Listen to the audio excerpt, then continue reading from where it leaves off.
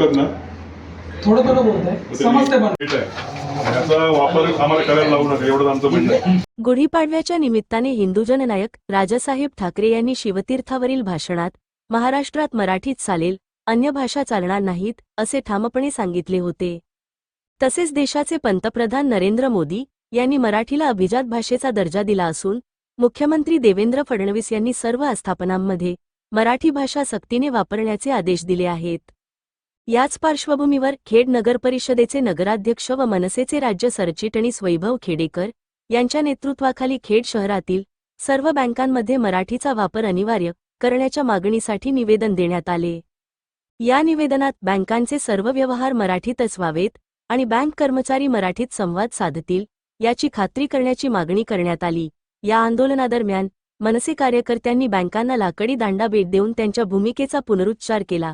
मराठी भाषा ही आपल्या दैनंदिन व्यवहारात आणि बोलण्यात प्राधान्याने वापरणे गरजेचे असल्याचा संदेश या आंदोलनातून देण्यात आला.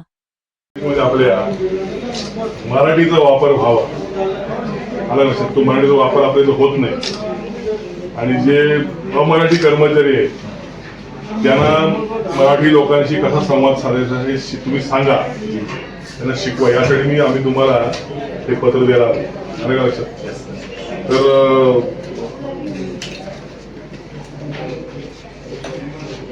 असा पुन्हा वाद उत्पन्न होऊ नये. मराठी येत नाही, मराठी आम्ही बोलणार नाही, असं होऊ नये.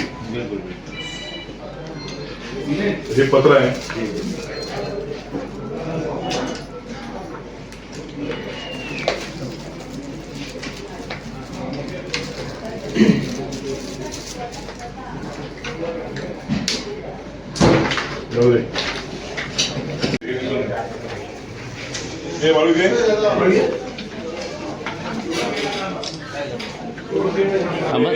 बँकेमध्ये जर अमराठी कर्मचारी असतील तर त्यांना मराठी आली पाहिजे असं आमचं म्हणणं आहे. त्या संदर्भात तुम्ही सक्तीने मराठीचा वापर करावा असं आम्हाला आशा आहे. म्हणून राजसाहेबांचं निवेदन तुम्हाला देणार आहे.